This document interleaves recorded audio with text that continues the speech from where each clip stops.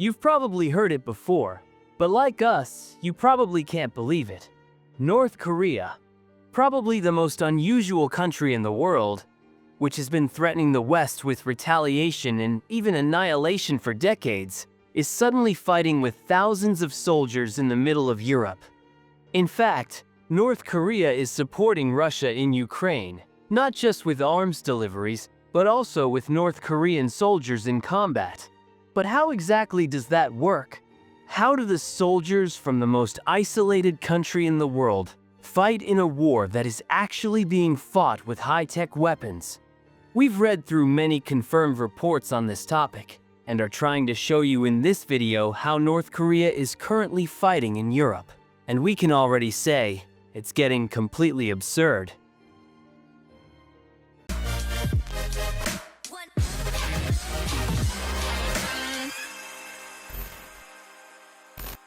Okay, but now from the beginning, are there actually soldiers from North Korea currently in Ukraine?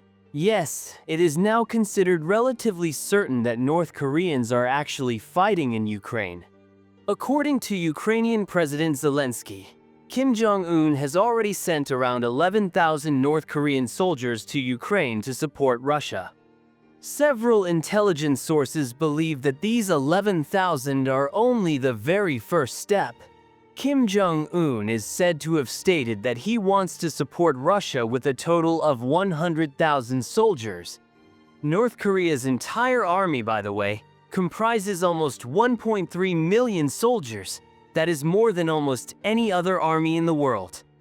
So now we know that North Korea has a lot of soldiers, and around 10,000 of them are already deployed in Ukraine.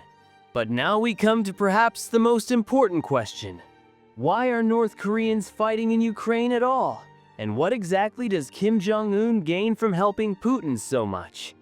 Well, even if it sounds unusual, North Korea also gets a lot from Putin and Russia in return.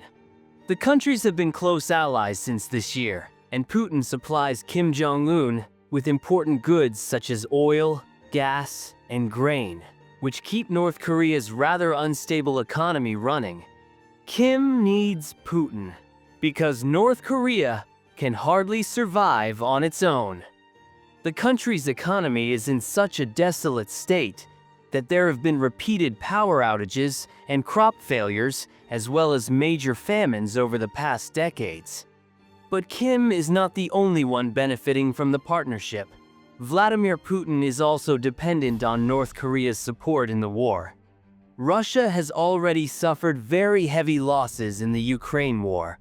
In total, more than 600,000 Russian soldiers have been killed or wounded there, and Putin needs every man he can get.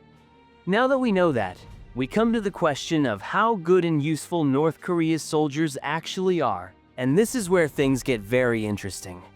One might actually think that North Korean soldiers are extremely dangerous and real super soldiers, because every North Korean man has to complete an incredible 8 years of compulsory military service. That is by far longer than in any other country in the world. In addition, the military plays a huge role in everyday life in North Korea, and Kim Jong-un regularly organizes gigantic military parades. In no other country in the world do people's lives revolve around war and the destruction of other countries as much as in North Korea. But how good are the soldiers really? In fact, the North Korean soldiers who are now fighting in Ukraine are of little use to Russia because, although they have all been trained for years, their tactics and equipment are hopelessly outdated. Some of their tanks, for example, date back to World War II.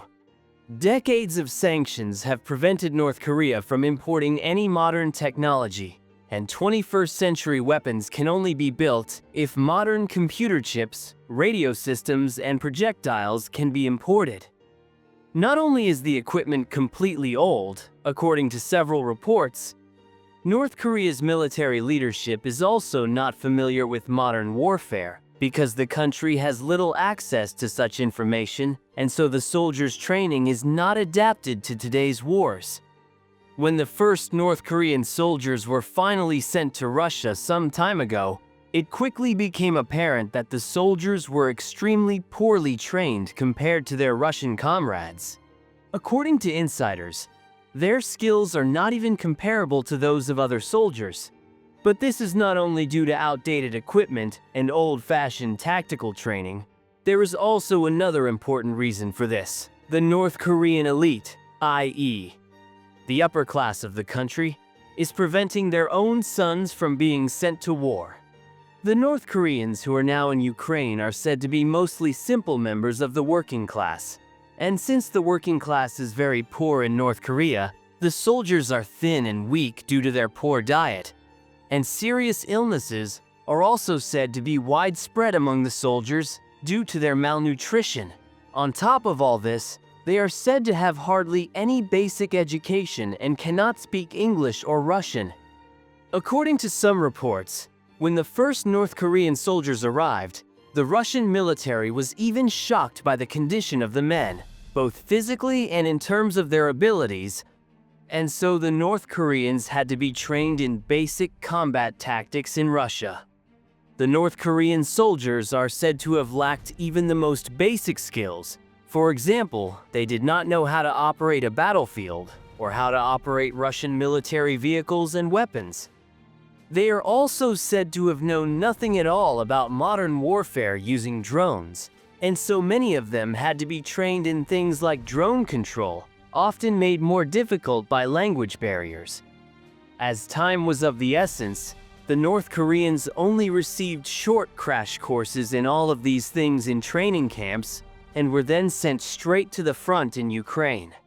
Here they would now be expected to fight in Russian uniforms on completely unknown terrain with unknown weapons. Most of them are only in their early 20s, and of course none of them have ever been outside their own isolated country. They know nothing about Russia, Ukraine, or the rest of the world that has not been reported in the state-controlled media. Lee Wong-gil, a former North Korean soldier who defected to South Korea many years ago, believes that most of them do not even remotely understand why they are now in Ukraine and what they are doing there. The defector assumes that the young men consider it an honor to have been selected for military service and do not question anything. They also probably hope that a better life will be made possible for themselves and their families if they eventually return home successfully from Ukraine. The chance of them returning alive is very slim, however, because the war is currently making it more than clear how poorly trained they really are. In fact, completely bizarre situations keep occurring. Just recently, for example, a Russian soldier who was taken prisoner by the Ukrainians reported that the North Koreans have no plan at all. When they were supposed to dig a trench in the forest, they suddenly started firing at their Russian comrades and even killed some of them, not on purpose, but simply because they thought the Russians were Ukrainians.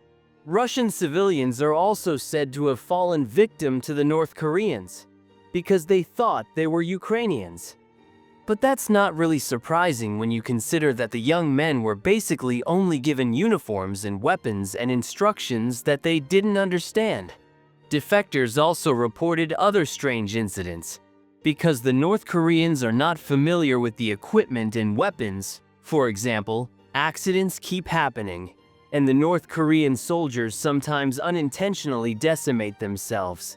In the Battle of Kursk, in which all North Korean soldiers are currently deployed, their Russian comrades can hardly benefit from their support, simply because the North Koreans are trained for a completely different type of combat than that taking place there, because here they fight with artillery, mortars, and drones, all things that the North Korean soldiers are not familiar with, and so they are more likely to cause chaos than to be able to help the Russians.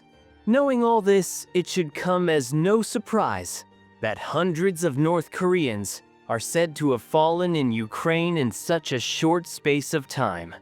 There is no really reliable information on all this, especially on the number of casualties. What is clear, however, is that the North Koreans' deployment in Ukraine is chaotic and has so far been a disaster, both for them and for the Russians.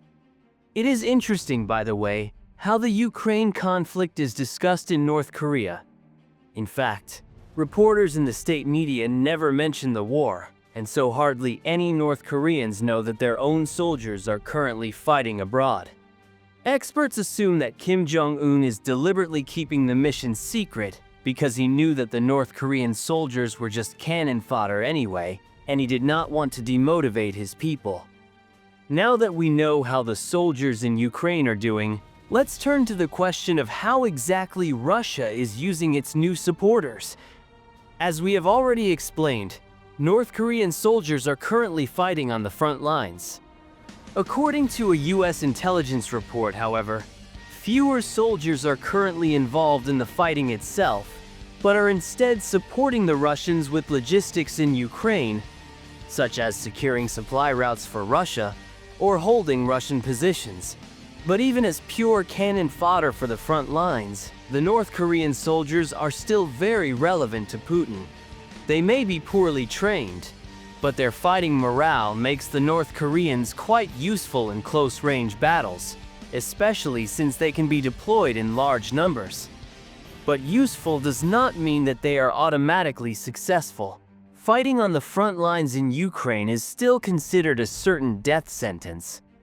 But the fact that many thousands of North Koreans will die there does not bother Putin or Kim Jong-un, because while Russia is happy to accept North Korea's help, even if it may not bring much, and Putin thanks the dictator for his, quote, principled attitude, North Korea is happy about all the goods and products that Russia sends to the country in return. Kim Jong-un has therefore even assured Putin that North Korea will, quote, always stand firmly by the side of the Russian comrades until the day of victory. And so in the Ukraine conflict, in addition to Ukrainians and Russians, countless North Koreans are also likely to die, all for the goals of a few rulers. But what do you think about the deployment of North Korean troops in Ukraine? Let us know your opinion in the comments. We are very curious. Well, folks, and with that, we end our video today. Write us your thoughts on this in the comments, and let us know about which topics we should make a video about. Otherwise, subscribe to our channel and see you next time here at Wikivedia Plus. Thank you all for watching to the end. I hope you enjoyed our content. A big hug, and until then, bye!